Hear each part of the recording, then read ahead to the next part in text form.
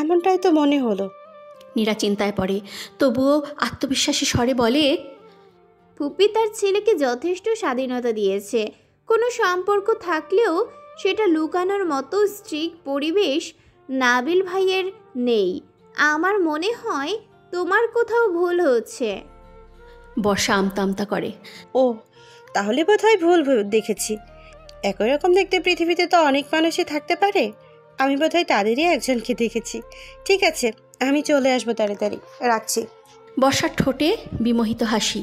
নাবিল ভাইয়ের গার্লফ্রেন্ড সম্পর্কে নীরার সহজ প্রতিক্রিয়াই বর্ষাকে অনেক প্রশ্নের উত্তর দিয়ে দেয়। আর কোনো ব্যারিকেড রইল না। তবে তোমাকে ভালোবাসতে বাসতে এই আকাশ আমার কাছে আসে। আল্পস পর্বতমালা উঠে আসে ঘরে, ভূমধ্য সাগরের তলদেশে বসতি বানাই। এই তোমাকে ভালোবাসতে বাসতে আমি পৃথিবীকে সুস্থ করে তুলি। আবেগী ধরণীতলের এক নির্লিপ্ত মানবী হয়ে বেঁচে থাকাটা বড়ই আফসোসের। প্রণয়ের শহরে কাউকে বুক ভাঙা কান্না নিয়ে না চাওয়াটাও আফসোসের।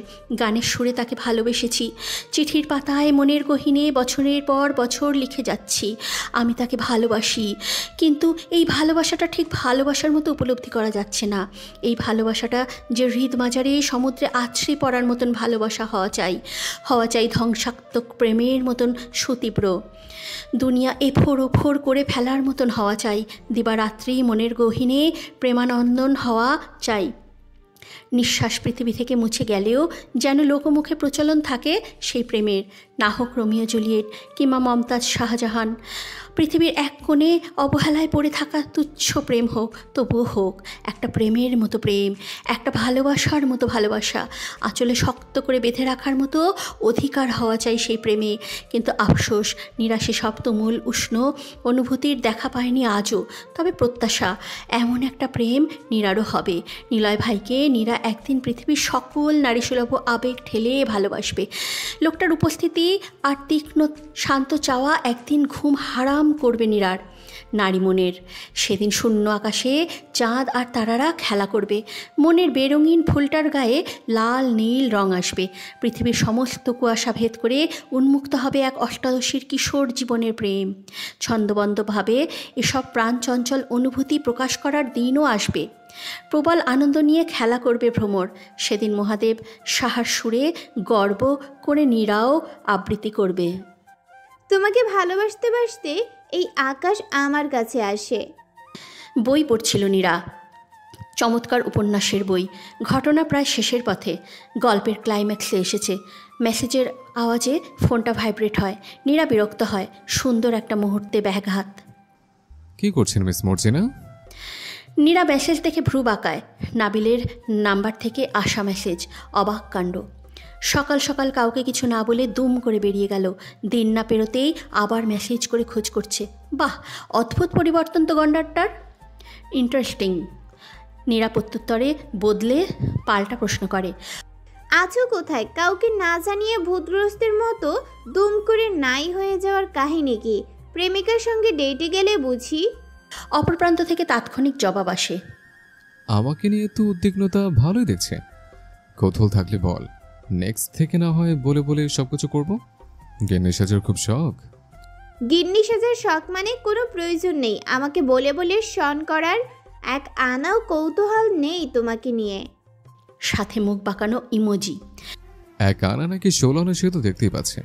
আচ্ছা, কাছের কথা শোন, একটা সেলফি তুলে পাঠাতো। কাটছাড় লাগবে না, এখন যেভাবে আছিস ওভাবে। নীরা বিভ্রান্তি নিয়ে বেশ কিছুক্ষণ তাকিয়ে থাকে মেসেজটার দিকে। অনাকাঙ্ক্ষিত আবদার। ইদানিং এমন অদ্ভুত অদ্ভুত কাজ একটু বেশি করছে। হলো কি লোকটার? কি হলো? এখনো বসে আছিস কেন? ভাব দেখাচ্ছিস? একটা ছবি চেয়েছি বলে খুব দাম বেড়ে গেল? নীরা গর্জে ওঠে, তোমাকে ছবি দিতে যাব কোন দুঃখে? তোকে আকামের দুঃখ পেতে বলেছে কে? ভেটকি মাছের মতো ভেটকি মেরেই দে। আমার ছবি দিয়ে কি কাজ? কিডন্যাপারদের দিব। একটা ভালো মেয়ে বাচ্চাকারের চক্রের সন্ধান পেয়েছে। অতি অকজ বস্তু হয়ে পৃথিবীতে পড়ে আছিস খামোখা, তাই সিদ্ধান্ত নিলাম বেঁচে দে। নীরা জবাব দেয় না। রাগে ফুঁসছে সে। নাবিলি আবার পাঠায় মেসেজ, হ্যালো ম্যাডাম, মোটেও ভাববেন আপনার বেদানা ফলের মতো মুখটা দেখার জন্য নাবিল এহসান মরে যাচ্ছে। এমন আচেহারে ভাবনা ভুলেও মাথায় আনবেন না। সাগরকে বলছিলাম আম্মুর মতো তার ঠোঁটের নিচে একটা তিল আছে, বাট কিছুতেই বিশ্বাস করছে না। ওকে বিশ্বাস করাতে নিজের উপর জুলুম করে তো ছবি দেখতে হচ্ছে। অ্যাটিটিউড পকেটে রাখ আপাতত। সাথে হাত জোড় করা ইমোজি। নীরা আর কথা বাড়ায় না, বিনা বাক্যে ছবি দিয়ে নেট অফ করে দেয়। মেজাজ চটল অত্যধিক। রাখলেও কি আদরে দেখায় তোমাকে? কত মিথ্যে বলতে হয় তোমার একটু দর্শন পেতে প্রিয়া। কত জেদ তোমার পাখি, কত যন্ত্রণা দিচ্ছি অবলাকে। এই দেখো এখনো কি হাল করেছ, একেবারে শ্বাস বেরিয়ে যা যা অবস্থা। কি হবে বাকি দিনগুলোতে আমার? নাবিল প্রায় 10 মিনিট পরে পলকহীন চেয়ে রইল ছবিটায়। বিশেষ কিছু নেই ছবিতে। একটা রাগান্বিত পাখির গোমরা মুখশ্রী, চেরি ব্লসম ফুলের মতো শুভ্রতা একজোড়া আদুরে ঠোঁট আর হিমালয় সমমায়া। এই ছোট্ট মুখটা খুব টানে ইদানিং, ভীষণ ভীষণ রকম টানে। সন্ধ্যা হয়ে এসেছে প্রায়। নাবিল ফোনটা বুকের মধ্যে ছুঁইয়ে চোখ বোঝে। চলতি গাড়ির হাওয়ায় চুলগুলো কপালের দিকে উঠছে, ঠোঁটে স্মিত হাসি, সর্বাঙ্গে নবজন্ম নেওয়া উষ্ণ অনুভূতি। প্রেয়সীর সঙ্গে কল্পনায় মিছিমিছি একটা রোমাঞ্চকর মুহূর্ত তৈরি হয়ে যাক। তবে আজই এহসান মঞ্জিল থেকে বিদায় নেওয়ার কথা ছিল নাবিলদের, তবে ইশতিয়াক এহসানের জন্য হয়ে উঠল না তা। প্রতিবারের মতোই ওনার মান অভিমানের কাছে হার মানতে হলো নাবিলকে। তাই যাওয়ার দিনক্ষণ আগালো আগামীকাল অবধি। বাড়িতে আবারও বিষাদের ছায়া নেমে এসেছে ওদের বিদায় নেওয়ার বার্তার শোকে। ইশতিয়াক এহসান সকালের দিকে রাগারাগি করে দিকবিদান্ত অবস্থা। লোকটার বরাবরই এমন। কোনো রকমে আবারও বুঝিয়ে শুনিয়ে আগামীকাল ঢাকায় ফেরা নিয়ে রাজি করানো গিয়েছে তাকে। তবে মুখের কথায় প্রকাশ না করলেও নাবিলের বড় চাচাও অসন্তোষ কিছুটা। এরা অবশ্য প্রতিবারই যাওয়ার বেলায় বাংলা সিনেমার মতন আবেগী হয়ে পড়ে। বড় চাচির কান্নাকাঠি, সাগর বর্ষার বিষণ্ণ মুখ আর দাদাজানের কঠিন ভার মুখ, এই সব কিছু নতুন না। নাবিল অভ্যস্ত। আজ সকাল থেকেই দেখা নেই বর্ষার। বাড়িতে ফিরল সন্ধ্যার দিকে, চোখ মুখ ফুলে পেঁপে একাকার অবস্থা। বাড়িতে ঢুকেই সোজা দোতলার পশ্চিমের ঘরটার দিকে ছুটল সে, নাবিলের ঘরে। শাহিনা বেগম অবশ্য খেয়াল করলেন তা। হাতে কিছু একটা দেখে সন্দেহ স্পষ্ট হলো। নাবিলের জন্য উপহার কিনতেই বেরিয়েছিল মেয়েটা। কোথাও কেঁদে কেটে এসেছে বোধহয়। নীরা দরজা খোলা পেয়ে মৃদু আওয়াজে টোকা দিলে নাবিলের ঘরের দরজায় দৃষ্টি আকর্ষণের জন্য। ভিতর থেকে তাৎক্ষণিক পুরুষালী ভারী কণ্ঠের আওয়াজ ভেসে আছে, দরজা খোলাই। বর্ষা ধীর পায়ে ঢুকলো, উকিঝুঁকি মারল কিছুক্ষণ। ঘরের ভেতরে বারান্দায় কোথাও নেই লোকটা। সে ভয়ে ভয়ে ডাকে, আপনি কোথায় নাবিল ভাই? নাবিল চমকানোর স্বরে সাড়া দেয়, ও তুমি? আমি ভেবেছিলাম নীরা। বর্ষা মৃদু উদাস হয়, বিষণ্ণ কণ্ঠে শুধায়, কোথায় আপনি? শেভিং করছি, ওয়েট আ মিনিট, আসছে। বসে বসে পুরো ঘরটায় চোখ বুলিয়ে প্রসন্ন হাসে সে। অদ্ভুত সুন্দর একটা পারফিউমের ঘ্রাণ আসছে, সাথে নাবিল ভাইয়ের শরীরের পুরুষালী সুভাষ। বিছানা, বালিশ, শার্টগুলো এসব এলোমেলো। অবশ্য এসবই মানায় তাকে, বর্ষার এলোমেলো পুরুষ। বাথরুমের দরজাটা হালকা খোলা, না চাইতেও তার চোখ চলে যায় সেদিকে। ধোঁয়াটে আয়নায় নিজের মুখটা দেখে দাড়ি সেভ করছিল নাবিল। পরনে শুধু একটা ট্রাউজার, শরীরটা ভেজা, জল টপ টপ করে নগ্ন পিঠ বেয়ে পড়ছে। সেই লজ্জাহীন পানিটুকু কেমন করে একটা নাটকীয় ভঙ্গিতে একটু একটু করে ঘাট ছাড়িয়ে নিচের দিকে নামছে। মনে হচ্ছে পাহাড়ের গা ছুঁয়ে হিমালয় থেকে আসা ঝর্ণার পানি নামছে অধস্থানে, পরম আদরে ছুঁয়ে দিচ্ছে কারো আকাঙ্ক্ষিত প্রিয় পুরুষটিকে। পুরুষালী চওড়া পৃষ্ঠদেশের পেশিগুলো স্পষ্ট, দাঁড়ানোর ঢং আশ্চর্য আবেদনময়, যেন অনেকখানি যত্ন ঢেলে কেউ তার ক্যানভাসে এঁকে রেখেছে একটা নিখুঁত দেবমূর্তি। প্রিয় পুরুষের অজানা সৌন্দর্যের উন্মাদনা ছড়িয়ে পড়ছে একটা শান্ত প্রকৃতির মেয়ের সর্বাঙ্গে। বর্ষা একটা শুষ্ক ঢোক গিলে সঙ্গে সঙ্গে চোখ সরিয়ে নেয়। কী লজ্জা, কী লজ্জা! বেহায়া শিহরণ। এক মুহূর্তের জন্য নিঃশ্বাসটা বন্ধ হয়ে এলো। তুমুল অস্থিরতায় ধুকপুক করছে ভিতরটা। ভেজা আলো আর সেই সুদর্শন অবয়ব মিলে এক ধরনের চুম্বকীয় মোহ তৈরি করলো তার চোখে। নিরলস চোখজোড়া কিছু একটা তীব্র কামনা করছে, কাউকে ছুঁয়ে দেখার অসম্ভব বাসনা। শক্তপোক্ত বাহু দিয়ে গাল ছোঁয়াবার অভিলাষ, আছড়ে পড়ার স্বাদ জেগেছে তার চওড়া পিঠে। ছি, কি অদ্ভুত অদ্ভুত ব্যাপার জেগে বসেছে মাথায়। নাবিল ভাইকে নিয়ে এত কুরুচিপূর্ণ চিন্তা কি করে খেললো মস্তিষ্কে? লজ্জা আর অস্বস্তিতে শরীর কাঁপছে মেয়েটার। বসে থাকা কঠিন হয়ে যাচ্ছে আর এক মুহূর্ত। জোরে জোরে শ্বাস ফেলে বর্ষা। ঘোর বিপজ্জনক আচরণ করে বসবে আর কিছুক্ষণ থাকলে। তার বাড়ন্ত নারীত্ব এমন কিছুরই ইঙ্গিত দিচ্ছে। নিজেই নিজের সঙ্গে বিদ্রোহ করে উঠল। লম্বা শ্বাস টেনে নিজেকে শাসায় সে, কোনো মতে কাঙ্ক্ষিত জিনিসটি বিছানায় রেখে যত্রতত্র প্রস্থান নেয়। এখানে বসে থাকাটা যে ঝুঁকির, ভীষণ ভীষণ রকম ঝুঁকির। বাথরুম থেকে বেরিয়ে কাউকে দেখতে পায় নাবিল। খাটে র্যাপিং পেপারে মোড়ানো কিছু একটা রাখা, উপরে ছোট্ট চিরকুট। হাতে নিল চিরকুটটা নাবিল। দাদা ভাইয়ের প্রাণভ্রমরার জন্য একটা ছোট্ট উপহার। উপহারটা ঠুমকো হলেও প্রেরকের অভিপ্রায় আর টুকরো টুকরো অনুভূতি বহিঃপ্রকাশের চেষ্টাটুকু থুমকো নয়। তবে র্যাপিং পেপারের ভেতরে স্থান পাওয়া ছোট্ট চিঠিটা বিশেষ বিশেষ চিঠি নিয়ে বিশেষ অনুরোধ। প্রাপক যেন সেটা এখন না পড়ে। রাতের দিকে চায়ের আসর বসেছে ছাদে। নাবিল সাগর বসেছে ওভারহেড ছাদের সিঁড়িতে। নীরার হাত ভাঁজ করে দাঁড়িয়ে আছে রেলিংয়ের পাশ ঘেঁষে। বর্ষা আর শাহিনা বেগমও ছিলেন 11টা অবধি। প্রায় আধ ঘন্টা সময় কাটিয়ে বর্ষা চলে যায় রুমে। তার নাকি 1-2 দিন পর থেকে ইনকোর্স পরীক্ষা শুরু হবে। শাহিনাও চলে যান ওর পিছু পিছু। নাবিল সকলের সামনে জিজ্ঞেস করার সুযোগ পায়নি চিরকুট নিয়ে। চোখ মুখ শান্ত রেখে নির্জনে নিরিবিলি দাঁড়িয়ে আছে নীরা। পরিবেশটা অসম্ভব ভালো লাগছে। মৃদু মৃদু বাতাস বইছে খানিক পর পর। বৈশাখের শেষের দিকে সারা দিনের ভ্যাপসা গরমের পর রাতের স্মিত বাতাসটা প্রশান্তি এনে দেয় ধরণীতে। আকাশটাও ফকফকা পরিষ্কার আজকে। বাতাসের সাথে ছাদের ফুলের গন্ধে নেশা ধরেছে যেমন। আকাশের অজস্র তারা একটা দুটো খসে পড়েছে। হাঁটি হাঁটি পা করে আকাশ জুড়ে বিচরণ করছে কোনোটা আবার। নাবিল চুপচাপ বসে গোয়েন্দা দৃষ্টিতে দেখছিল এতক্ষণ। তির্যক চোখে নজরে নজরে রাখছে নীরাকে। না, হজম হচ্ছে না। এমন শান্ত নদীর মতো ঠান্ডা পরিবেশ কিছুতেই সহ্য হচ্ছে না। এত সুখ শান্তি মেনে নেওয়ার মতো না। মুখে তালা লাগিয়ে কি এ মন দিলদরিয়া ভাবনায় ডুব মেরেছে ফাজিলটা? নীরা? নীরা জবাব না দিয়ে প্রশ্নসূচক দৃষ্টিতে চায়। নাবিল ছাদের আম গাছটাকে দেখিয়ে বলে, আম খাবি? কাঁচা আম? নীরা দুদিকে মাথা দোলায়। লোকটা যে মনোযোগ পাওয়ার উদ্দেশ্যে কাঁচা আমের প্রসঙ্গ তুলেছে তাও বুঝল। বিরক্ত নয় নাবিল।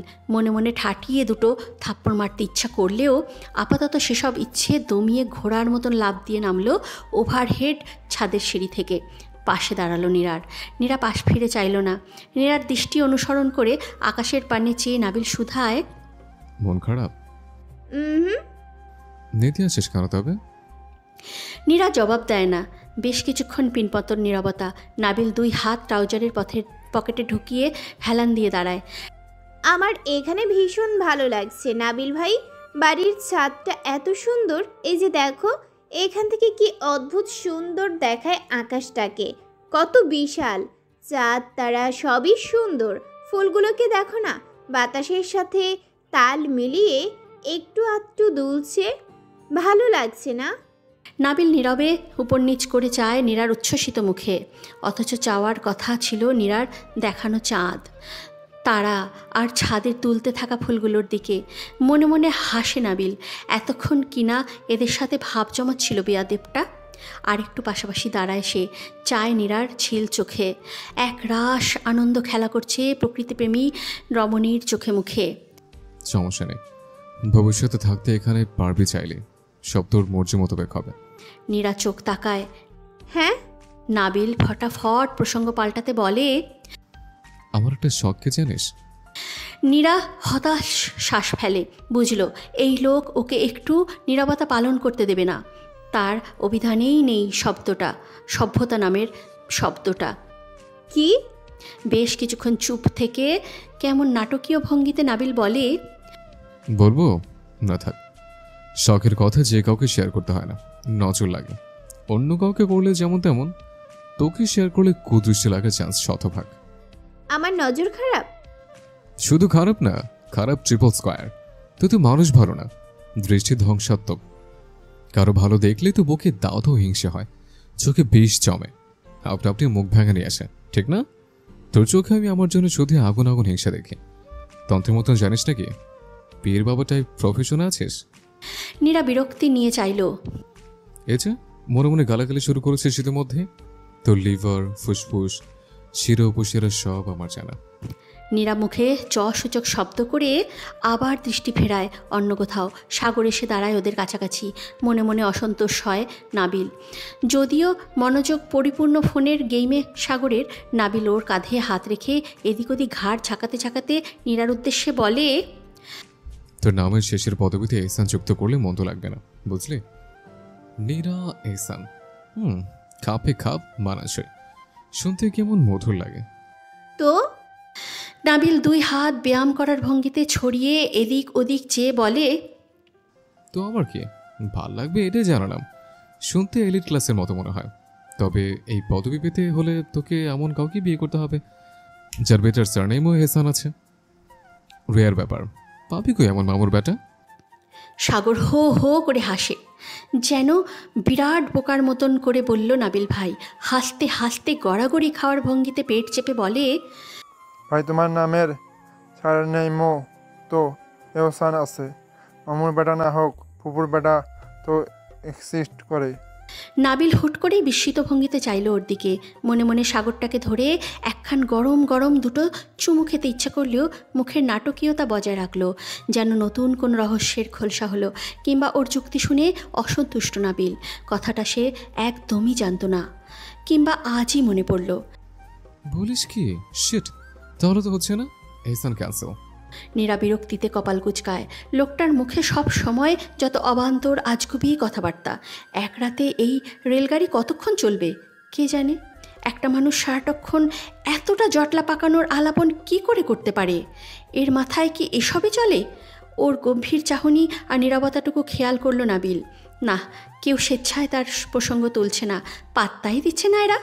অপমানে হৃদয়টা কুঁকড়ে এলো। কি ভেবে নিজেই গলা ছেড়ে আকর্ষণ দৃষ্টি করার ভঙ্গিতে বলল, আমাদের বংশে আর কোন এহসান নাই রে সাগর? সাগর মনে পড়ার ভঙ্গিতে কপালের কার্নিশে আঙুল ঘষে। আছে তো একজন আছে। নাবিল শার্টের কলার ঠিক করে আত্মবিশ্বাসী ঢঙে সোজা হয়ে দাঁড়ায়। চুলে ব্যাক ব্রাশ করতে করতে বেশ আগ্রহ নিয়ে নির্দেশ দেয়, অতি সম্মানের সহিত নামটা পেশ করে ফেলো। সাগরও কম না, গলা খাকারি দিয়ে বেশ ভাবসাব নিয়ে বলতে আরম্ভ করলো, শ্রদ্ধেয় ইশতিয়াক এহসানের সুযোগ্য নাতি, এহসান বংশের একমাত্র গর্ব, প্রাণ কলিজা ফুসফুস লিডার নাবিল এহসানের সুযোগ্য চাচাতো ভাই সাগর এহসান। নাবিল চট করেই শটান হয়ে চাইল। মুখটা রাগে রক্তিম বর্ণ ধারণ করেছে ইতিমধ্যেই। বিচ্ছুটা যে এমন কিছু বলে বসবে তা ঘুণাক্ষরেও টের পায়নি সে। তার বিরুদ্ধে কুটিল ষড়যন্ত্র করছে এরা। অপলক অগ্নিদৃষ্টিতে চেয়ে ফুসতে ফুসতে আকস্মিক লাথি কষল বেচারার কোমরে। সাগর তাল সামলাতে না পেরে পড়তে পড়তেও ভয়ে ভয়ে উঠে দাঁড়ায়। বিপদ আশঙ্কা বুঝে পকেট থেকে গেইটের চাবি বের করে ছাদের দোলনার উপর রেখে কোনো মতে দৌড় লাগালো। শেষে রেহাই হলো না তবুও। নাবিল ছাদ থেকে ছোট্ট ইটের টুকরোটা কয়েকটা তুলে এনে একটার পর একটা মারল ওর দিকে। লেগেও যায় একটা, তবুও থামল না ছেলেটা। বেচারা জানে এই মুহূর্তে নাবিল ভাইয়ের নাগালে পড়া মানেই নির্ঘাত মৃত্যু। চেহারাখানা কঠিন গম্ভীর করে তুলে পূর্বের স্থানে দাঁড়ায়। কারো হাসির শব্দে হুঁশ ফেরে নাবিলের। নীরা হাসছে। নাবিল সেদিকে মুখ আধার করে চায়। নীরার হাসি থামার নাম নেই তখনও। বিরক্ত হলো নাবিল। এভাবে হাসার হলো কি? পাগলটার পাগল হলো নাকি মেয়েটা? নাবিল ধমক মারার উদ্দেশ্যে ওর দিকে চাইতেই পরম আবেশিত কিছুর দর্শন পেয়ে পর মুহূর্তেই থমকে যায় পৃথিবী। একজোড়া ঠোঁট হাসছে মেঘের কনকনে শীতের প্রথম প্রসন্ন হাওয়ার মতো, যে হাওয়ায় থাকে গায়ের লোম দাঁড়িয়ে যাওয়ার মতন ঠান্ডা শিহরণ। বুকের মধ্যে ঝড় বইল। হাই ভোল্টেজের ঝটকা খাওয়ার ভঙ্গিতে দুলে উঠল সর্বাঙ্গ। মনে হচ্ছে হৃদমাঝারে একটা ছোট্ট পাখি ধ্বংসযজ্ঞ চালাচ্ছে ভীষণ অভিলাষে, দাপিয়ে বেড়াচ্ছে অবচেতন মস্তিষ্কে। চোখ দুটো আজ বাঁধ মানছেই না একেবারে। ওরা আক্রান্ত হয়ে পালকহীন জাগিয়ে রেখেছে নিজেদের। নীরা হাসছে। চোখের কোটরে উষ্ণ পানি জমেছে ওর। হাসছে জলরাশির মতো চোখ জোড়াও। কি দারুণ দৃশ্য সেটাও। তার ইচ্ছে করল নীরার চোখের সবটুকু জল খুব যত্ন করে শুষে নিতে। নাবিল উপলব্ধি করল নীরাকে এখনও এভাবে হাসতে দেখেনি। কিংবা এটাই তার প্রথম বিচিত্র স্বর্গীয় সৌন্দর্যের দর্শন? সে খেয়াল করল হাসতে বড্ড মানায় নীরাকে। অথচ এই গোপন সৌন্দর্যের ছিটে ফোটাও জানা ছিল না নাবিলের। কি যত্ন করে লুকিয়ে রেখেছিল এতগুলো বছর নিষ্ঠুর মেয়েটা। হায় আফসোস, সে কেবল নীরার ভ্রু জড়ানো একরাশ বিরক্তিক মাখা চেহারাই দেখে এসেছে আজন্ম। কিন্তু আজ না, এই হাসি তার দেখা উচিত হয়নি। আজ যে বড্ড লালসা জন্মাচ্ছে ওর হাসির উপর, গোলাপি ঠোঁট চোড়ার উপর।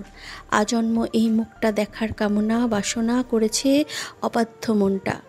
কিংবা ওকে পরম যত্নে লুকিয়ে রাখতে ইচ্ছে হচ্ছে বুকের মধ্যে। এই হাসি দেখার অধিকার কারও নেই, কারও না। মারাত্মক হিংসা হচ্ছে ওর নরমষ্ঠদয়ের প্রতিও।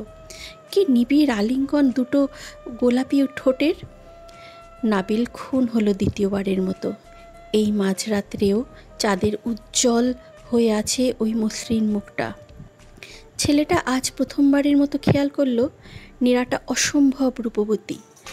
হাসি, কণ্ঠ, চোখ, ঠোঁট, থুতনির ছোট্ট তিল সবই নিখুঁত, নিখুঁত সৌন্দর্য। নাক, চোখ, ঠোঁটের অবস্থানেরা এ কেবলই যোগ্যস্থান পেয়েছে, একেবারেই যোগ্যস্থান পেয়েছে।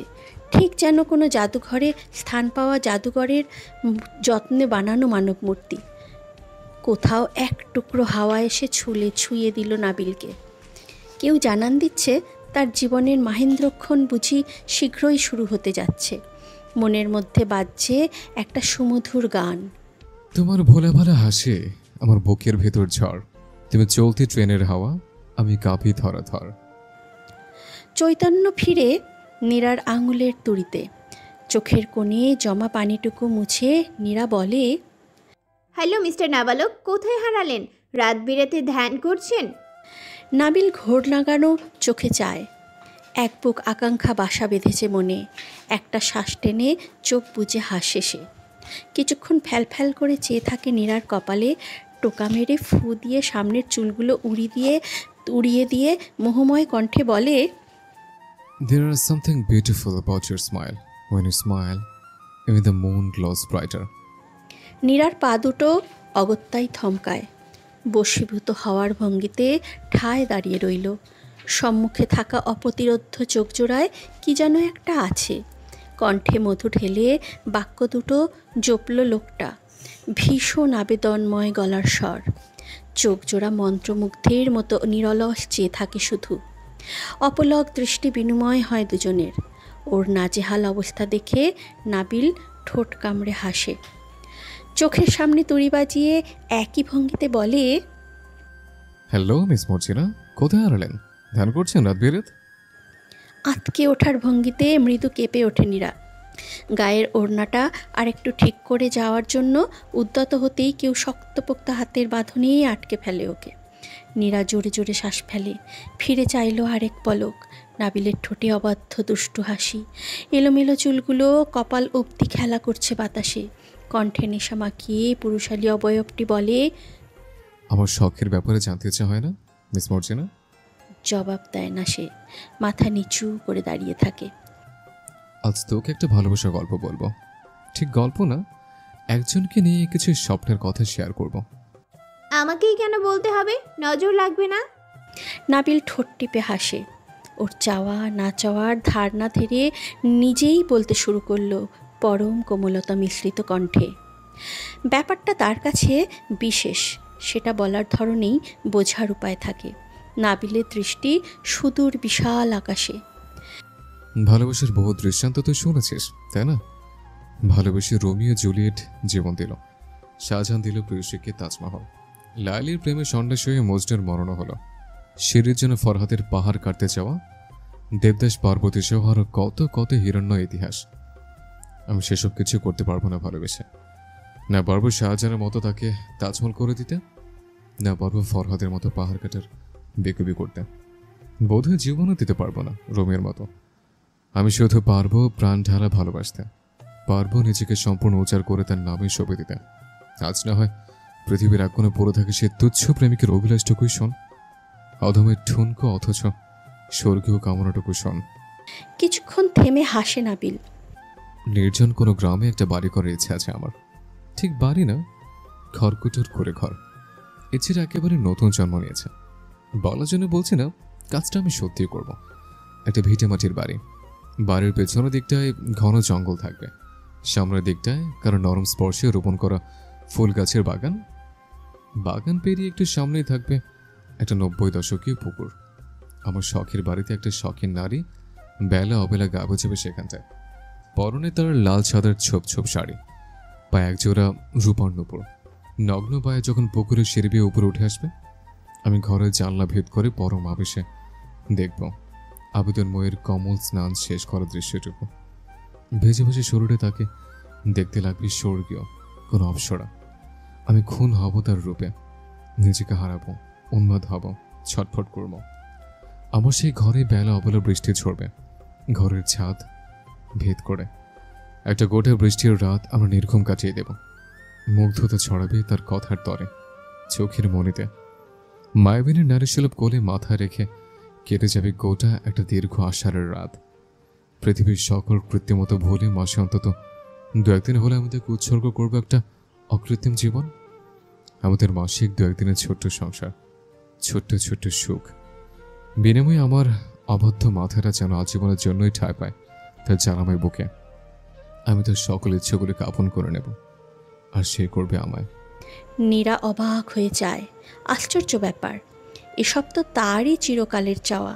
মোহগ্রস্তের মতো সন্দিহান স্বরে শুধায় নীরা। এইসব ব্যাপারে তোমার আগ্রহ কবে থেকে? তুমি তো এমন তুচ্ছ কিছুতে মন দেওয়ার মতো মানুষ না নাবিল ভাই। বৃষ্টি, কুড়েঘর, ভিটেমাটির বাড়ি, 90 দশকীয় পুকুর, এসবে ভালো লাগা খুঁজতে শুরু করলে কবে থেকে? নাবিল প্রসন্ন হাসে, খানিক ঝুঁকে ধীর কণ্ঠে বলে, যেদিন থেকে কারোর প্রতি তুমুল প্রেম অনুভব করছি, সেদিন থেকেই আমার প্রেয়সীর এসব প্রিয়। হা হয়ে চোখের পলক ফেলে নীরা। ব্রু বাঁকিয়ে অবাক স্বরে জিজ্ঞাসা করে, তুমি প্রেম করছো? নাবিল জবাব না দিয়ে ঘাড় বাঁকিয়ে ঠোঁট কামড়ে হাসে। হাসি উজাড় করে বলে দিতে সক্ষম সব। নাবিল পকেটে হাত ঢুকিয়ে যেতে যেতে ঘাড় ঘুরিয়ে যায়। নীরা তীক্ষ্ণ চোখে চায়, ঘাটিয়ে দেখতে ইচ্ছে হচ্ছে ব্যাপারটা। দৌড়ে ওর পাশাপাশি হাঁটতে হাঁটতে শুধায়। নাবিল চোখের ইশারায় কাছে আসতে বলে। বেশ আগ্রহ নিয়ে কান পাতে নীরা। নাবিল ফিসফিস করে বলে। নীরা মাথা চুলকাতে চুলকাতে কপালে চিন্তার ভাঁজ ফেলে যায়।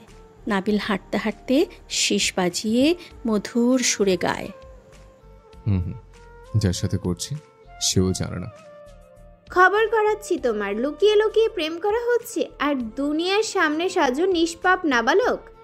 নাম কি বলো না নাবিল ভাই, সত্যি বলছি, কাউকে জানাবো না, প্রমিস। সরাসরি না বলেই হিন্টস দে, দেখি কতটুকু সুবুদ্ধিতে পরিচয় দিতে পারিস। এতক্ষণ যেসব শখের কথা বললাম সেসব মূলত আমার নয়, তারই শখ। আমি কেবল তাকে তার শখগুলো উপহার দেব।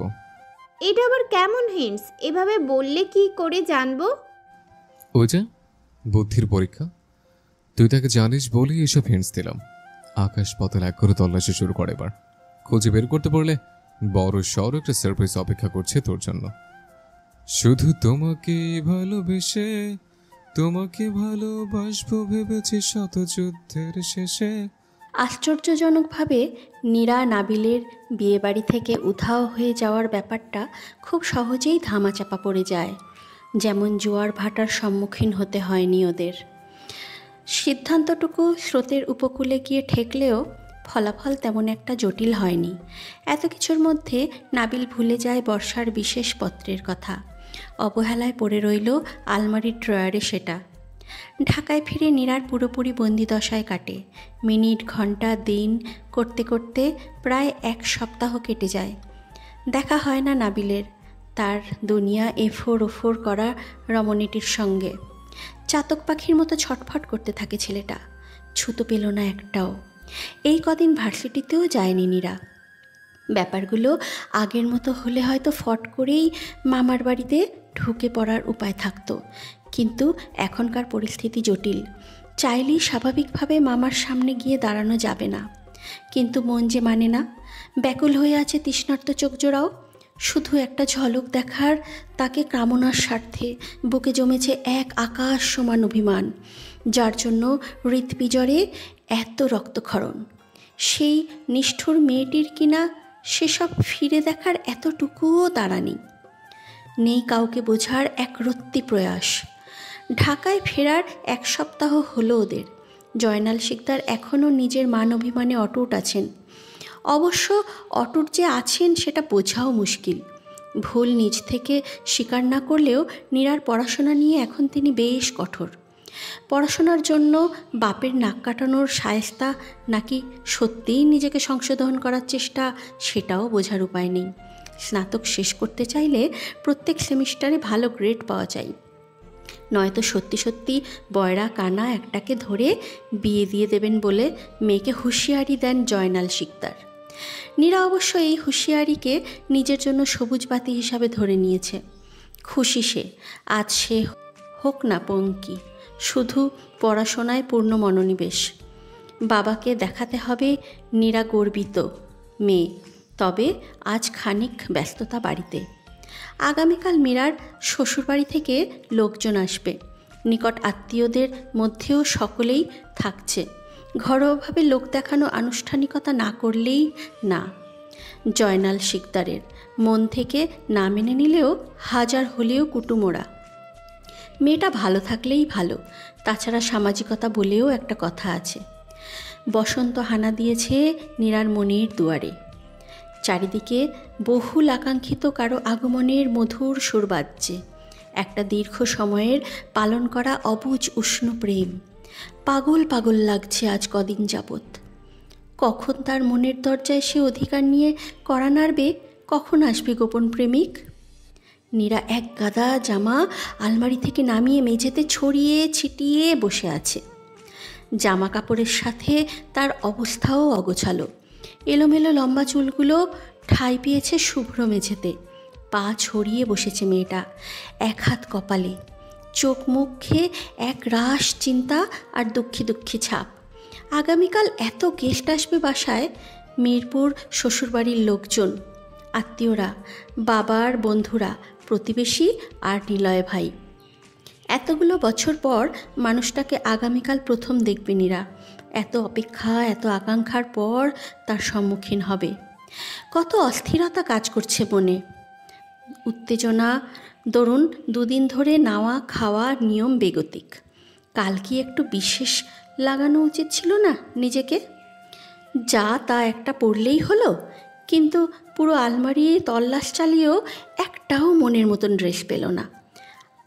আমিনা বেগম ঘরে মেয়ের এহেমক অবস্থা দেখে চোখ তুলে চেঁচিয়ে উঠলেন, এ কি অবস্থা করে রেখেছিস ঘরের?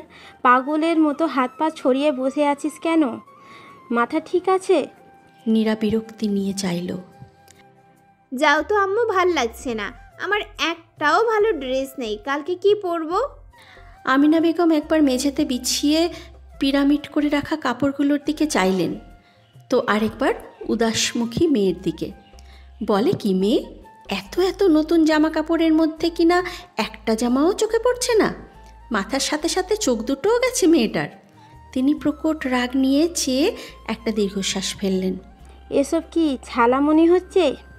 চোখে ছানি পড়েছে তোর? নীরা অবাক হওয়ার ভান ধরে। এগুলো পরবো আমি? এগুলো সবগুলো কেউ না কেউ পরতে দেখেছে। তিনি শব্দ করে হাতের গ্লাসটা পড়ার টেবিলে রাখলেন। জমিদার বেটি, এক এক দিন এক একটা জামা লাগবে। নীরা ঠোঁট উল্টায়।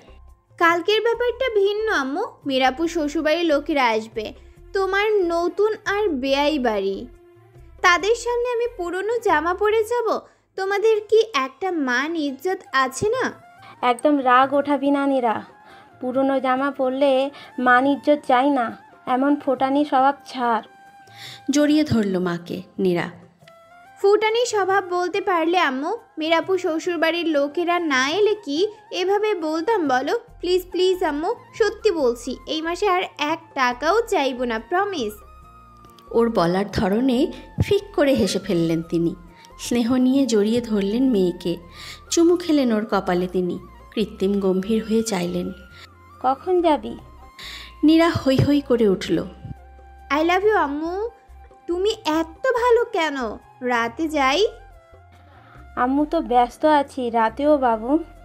কাকে নিয়ে যাবি? নেহাল ভাইয়ের বউ তো আজকেই আসবে, তো ইরফানকে নিয়ে যাই। আমিনা মনে করার ভঙ্গিতে বললেন, ওদের কথা তো খেয়ালই ছিল না, কিন্তু এতটুকুই পুচকেটা তোর সঙ্গে গিয়ে কি করবে?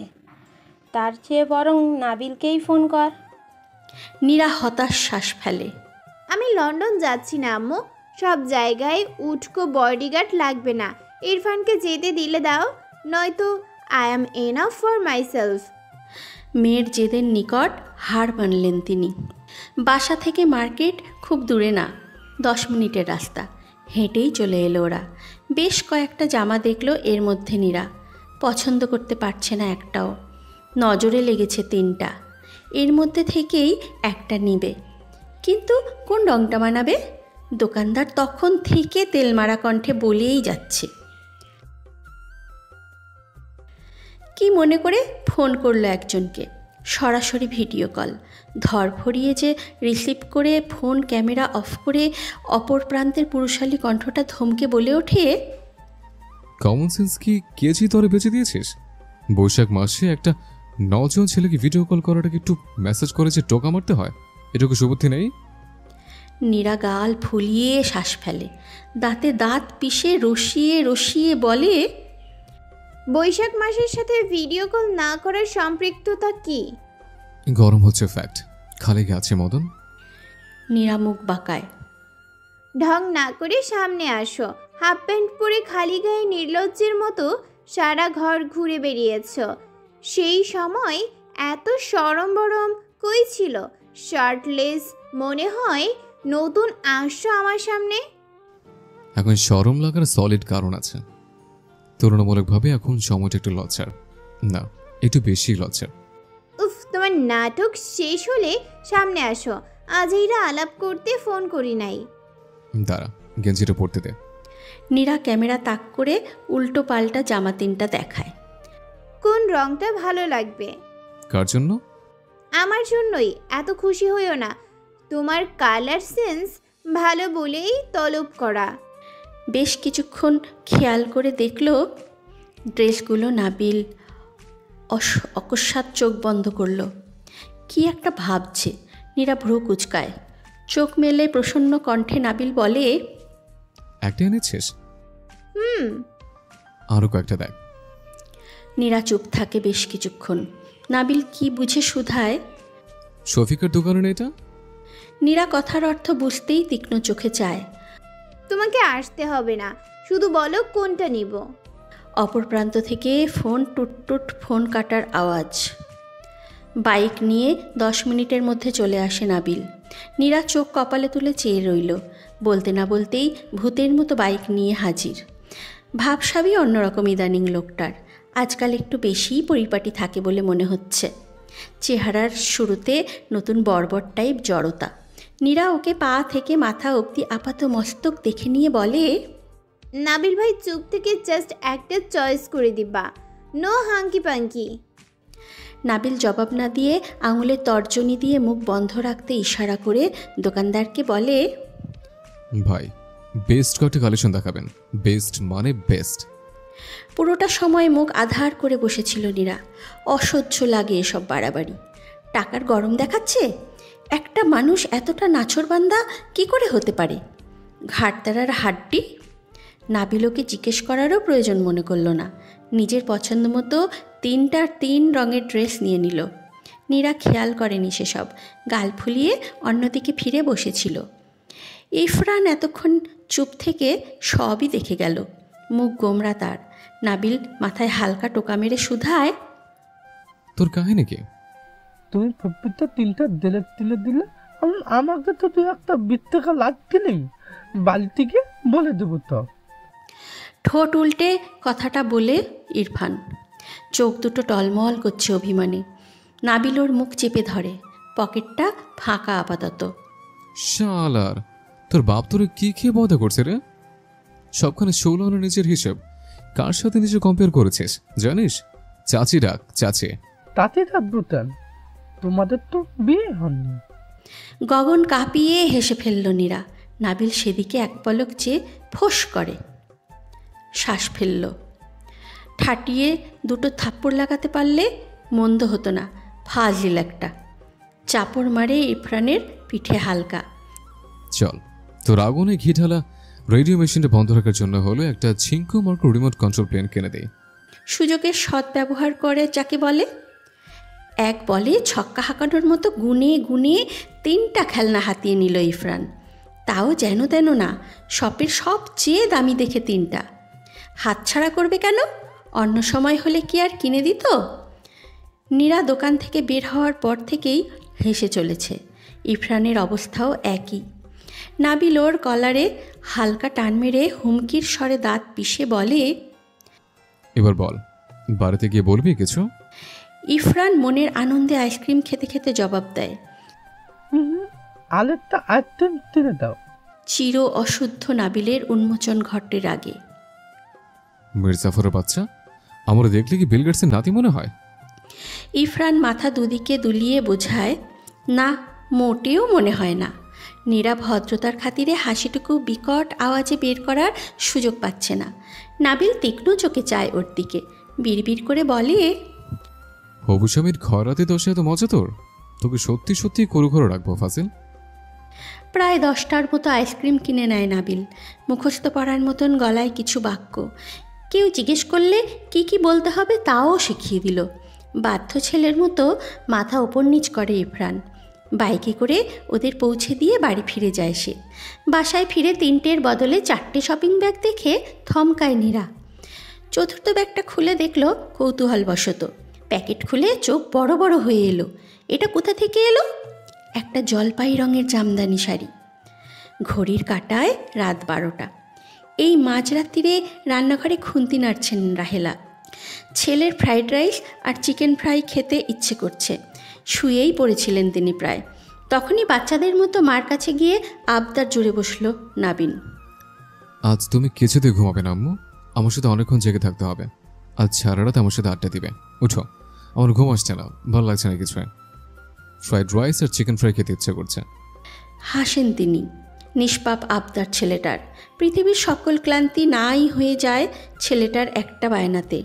এসব ক্ষেত্রে সে চিরনিরলস, অক্লান্ত মা। বরং সারাক্ষণ এসবেরই অপেক্ষায় থাকেন, কখন ছেলেটা ঠোঁট উল্টে বাচ্চাদের মতো মাকে জড়িয়ে ধরে এটা সেটা খাওয়ার বায়না করবে, অভিযোগ করবে অবান্তর বিষয়গুলো নিয়েও।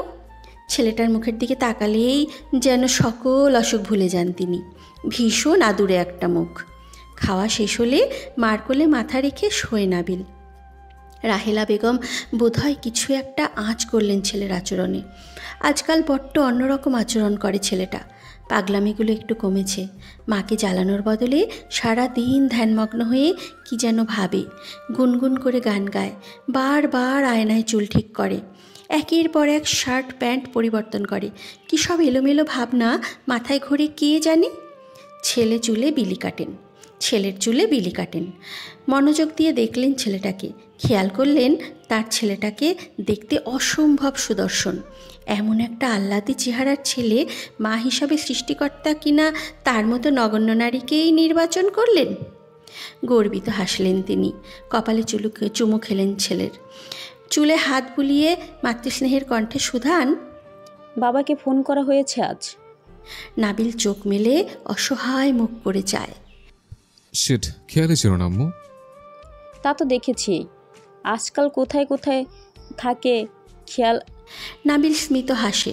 ছেলের হাসিতে কিছু একটা খুঁজে বেড়ায় মা। তোর বাবা তোর উপর রেগে আছে, বলেছে দাদাবাড়ি থেকে এসে তুই বদলে গিয়েছিস, আগের মতো বাবার খোঁজ নিস না। ওরা বোধহয় তোকে বাবার বিরুদ্ধে উস্কে দিয়েছে।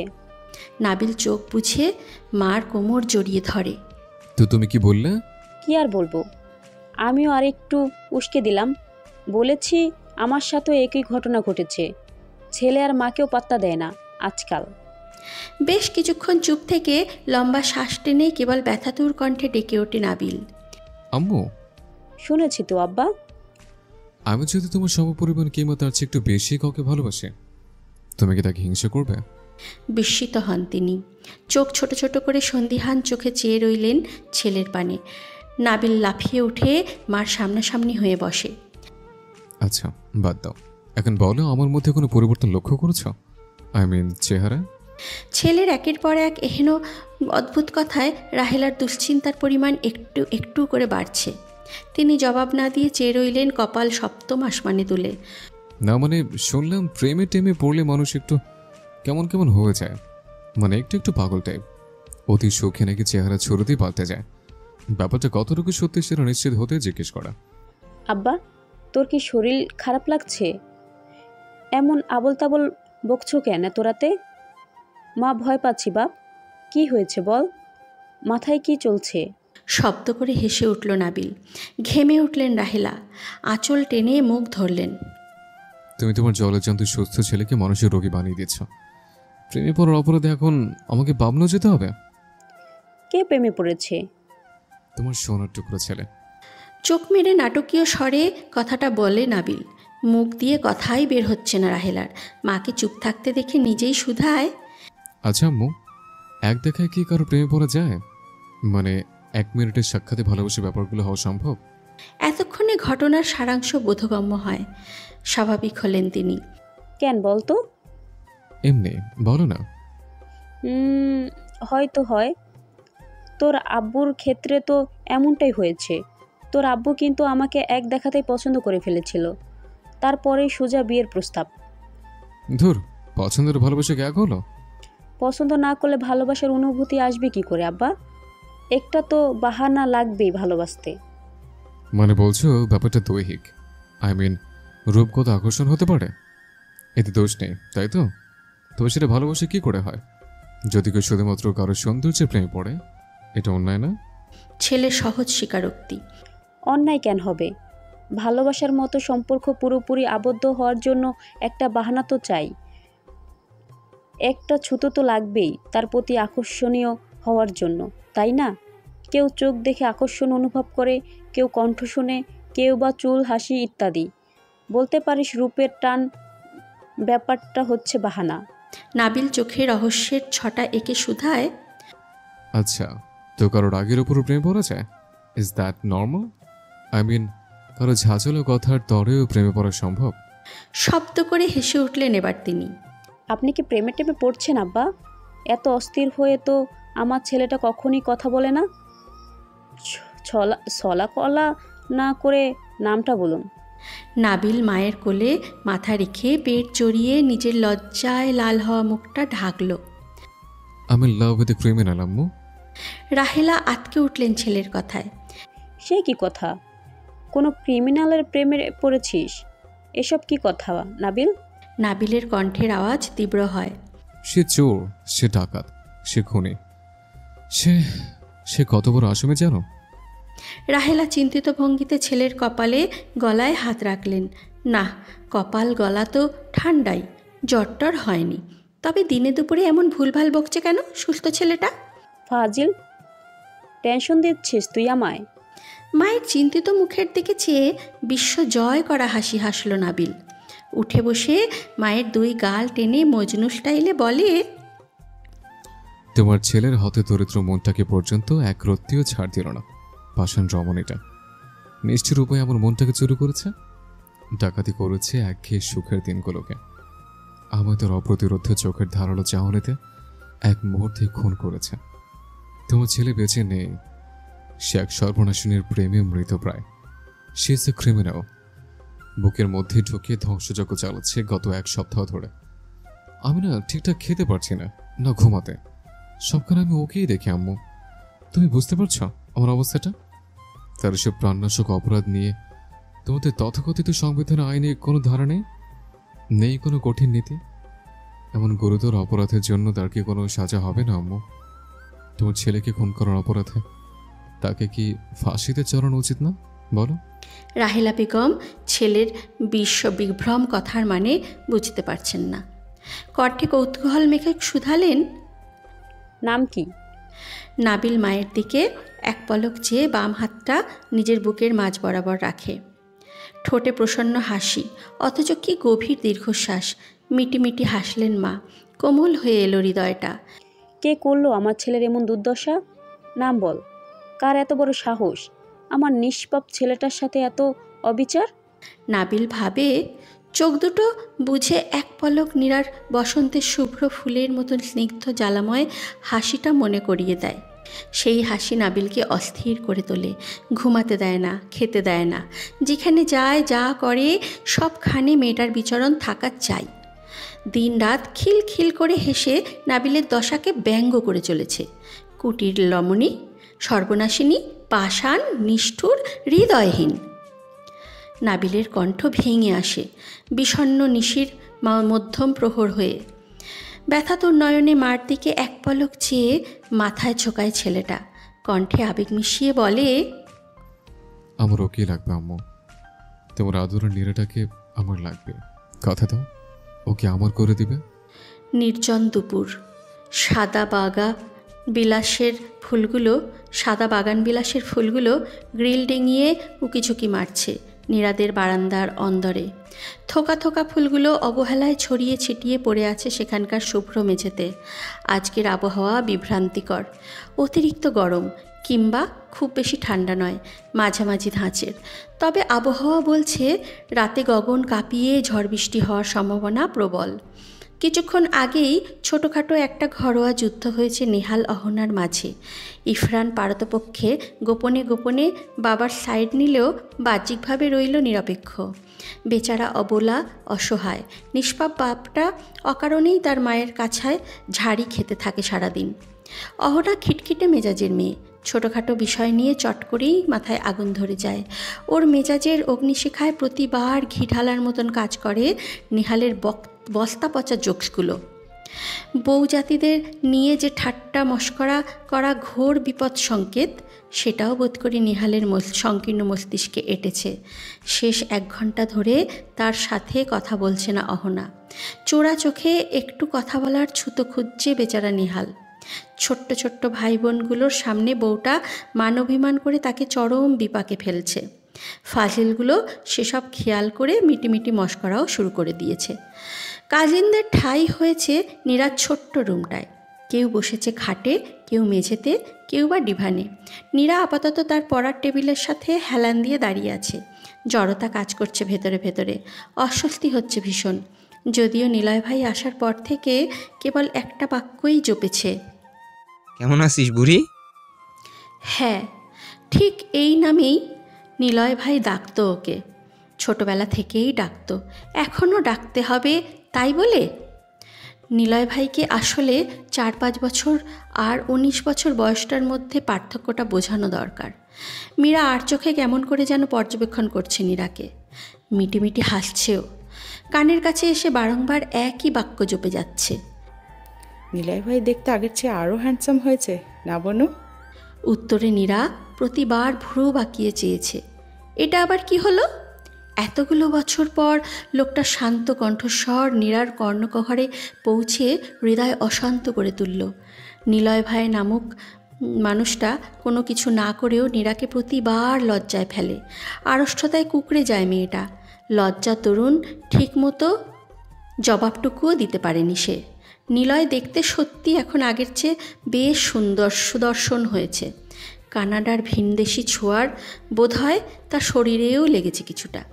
গায়ের শ্যামরংটা আরও উজ্জ্বল হয়েছে, স্বাস্থ্য বেড়েছে কিছুটা। লম্বা ছিপছিপে শরীরে কালো প্যান্টের সাথে সাদা শার্ট ইন করে পড়েছেন। সিলভার কালারের ব্র্যান্ডের ঘড়ি আর চোখে কালো সানগ্লাস। শরীর থেকে অদ্ভুত সুন্দর বিদেশি পারফিউমের ঘ্রাণ সারা বাড়ি ভেসে বেড়াচ্ছে। আর চোখে চাইলেও এক পলক সেদিকে। লোকটা আসার পর থেকে যতটুকু কথা বলেছে তার বেশিরভাগই নাবিলের সঙ্গে। কতকালের কথা জমা রয়েছে এদেরকে কে জানে। নীরা তাকাতেই নিলয়ের বদলে চোখাচোখি হয় নাবিলের সঙ্গে। সঙ্গে সঙ্গে চোখ সরায় নীরা। শয়তানটা সারাক্ষণ এদিকেই ঈগলের মতো তীক্ষ্ণ চোখ করে চেয়ে থাকে নাকি। অহনা ট্রে হাতে নীরার ঘরে ঢুকল। বউকে দেখা মাত্রই খুশি খুশি মুখটা চুপসে গেল বেচারা নেহালের। ফটাফট উঠে দাঁড়ালো ওকে সাহায্য করার উদ্দেশ্যে। সাথে মিছিমিছি দুষ্টু শট টেনে ফিসফিস করে বলে, কালো শাড়িতে তোমাকে পরি লাগে অহনা। বয়সটাও কম কম লাগছে। মনেই হচ্ছে না তোমার যে একটা 7 বছর বয়সে ছেলে আছে। ফায়দা হলো না বিশেষ। রাগে কট মট করতে করতে গরম চোখে চাইল অহনা। মিয়ে যায় নেহাল, আর চোখে সকলের দিকে এক পলক চেয়ে ওদের প্রতিক্রিয়া বোঝার চেষ্টা চালালো। ঠোঁট টিপে হাসছে শয়তানগুলো। অহনা চলে যেতেই গগন কাঁপিয়ে হেসে উঠল এরা। হাসতে হাসতে মেঝেতে গড়াগড়ি খাওয়ার মতো অবস্থা। নাবিল ওর কাঁধে হাত রেখে বিজ্ঞের ন্যায় বলে, নেহাল ভাইরে কিন্তু দেখলে বোঝা যায় ভাই যে বিবাহিত। জানা তো না, একেবারে 9 বছরের সলিড এক্সপিরিয়েন্স। ভাই, বিবাহ নিয়ে কিছু দিক নির্দেশনা দিন আমাদের মতো সিঙ্গেলদের। আপনি অভিজ্ঞ মানুষ, যা বলবেন জীবন থেকে নিয়ে সলিড ফ্যাক্টই বলবেন। মীরা বলে, নেহাল ভাইয়ের কাছ থেকে ফয়সলা চাইলে ভাইয়া তার সর্বজনীন স্লোগানটাই শোনাই দেবে, নো বিয়ে no risk, life will be dismiss. ভাইয়ার থেকে ফয়সলা নেওয়া মানে বিবাহকে বয়কট করা। ভাইয়া হেটস বিবাহ। সে তো ভাগ্যে নির্মম পড়িয়াছে, বিবাহ একটা করে ফেলেছেন। নেহাল 45 ডিগ্রি অ্যাঙ্গেলে চায় বোনের মুখের পানে, মুখ বাঁকিয়ে রসিয়ে রসিয়ে বলে, এরে ঘুষিটি বেগমের বংশধর, নতুন নতুন বিয়ে করছিস তো, এখন ধূসর কালো রংটারেও লাল নীল সবুজ লাগবে। কদিন যেতে দে, তারপর তোর জামাইও আমার এই স্লোগানের উপরই আমল করবে। ময় মুরব্বি নিয়ে মস্কারা করিস না বোন আমার, কঠিন অভিশাপ লাগবে। বউয়ের সৈনিক মুখ খুলল এবার। রাতুল ঝুঁকে এসে প্রতিবারই স্বরে বলে, ভাই, আপনি 80 বছরের এক্সপিরিয়েন্স হলেও আমাদের টপকাতে সক্ষম হবে না বোধহয়। বউকে পটানোর পেশটা আমরা জুনিয়র সিটিজেন অনেক আগে থেকেই শিখে রেখেছি। আমাদের বউ প্রথম দিনেই কাবু হয়ে যায়। নাবিল নিলয় হৈ হৈ করে উঠল। নেহাল কণ্ঠে অভিমান মিশিয়ে বলে, নাতুন ভাই আমার সম্পর্কে আমি তোমার বউয়ের বড় ভাই, মানে তোমার গণ্যমান্য একজন সম্বন্ধী। দাঁড়িয়ে সেলুট করার মতো সম্পর্ক তোমার আমার মধ্যে।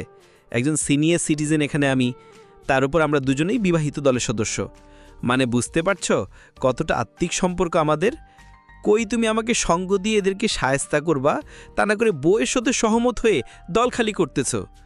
দুঃখের সঙ্গে বলতে হচ্ছে ম্যারিড টিমের অযোগ্য সৈনিক তুমি।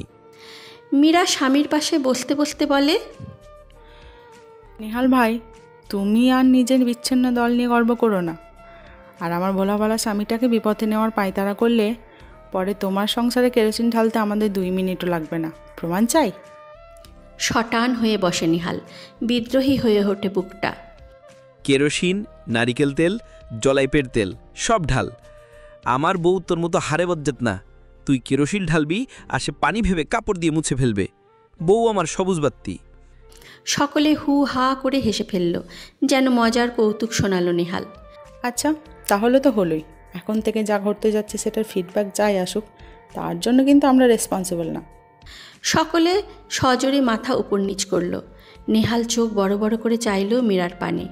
চরম বিপদ আশঙ্কা দেখতে পাচ্ছে কুটনিটার চোখে মুখে। মীরা নাটকীয় ভঙ্গিতে ডেকে উঠল ভাবিকে।